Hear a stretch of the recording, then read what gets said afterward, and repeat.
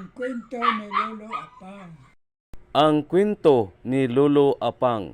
Atong sumpayan sa akong pagkasainboy niadtong mga panahon na kay ang barko das hagna di mo may makakuang kay ni adto naman sa Tagbilaran motong ni adto ko sa Tagbilaran naga sainboy ko dito sa Tagbilaran pero sa kadlaw talito pag sainboy na ako kay gamay pa man ko nisakay may barko sa padong sa Cagayan.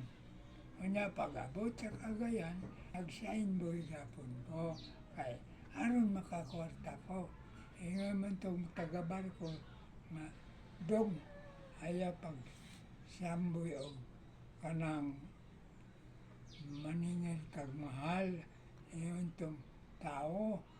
Mutungin ko, nga naman di akong mayon ko tag-15. Tag-10 naman ang kuan among pag-kuan pan-9 Tagbilaran. Unya ni anak namin sa Tagbilaran, 10 lang yapon. Muna nga, akong giingnan ang mga tao.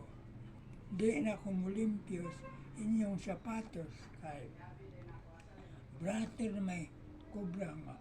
Ako na ko sa Tagbilaran.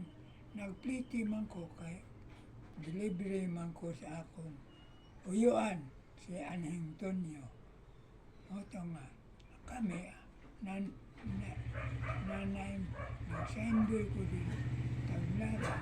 Pagsakay na mo sa barko sa Tagbilaran, dito mahlawon. Dito ko manaimboy.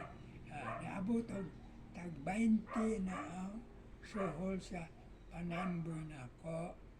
Pag-abot sa Cagayan, unya, naman po daghang sainboy dito sa Cagayan, gisita me. Tagahagna ka, niya ka din mo, naimboy sa Cagayan. Gisita me ba?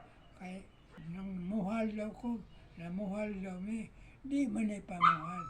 Ang tagiyas sapatos, mamay akong pag-istorya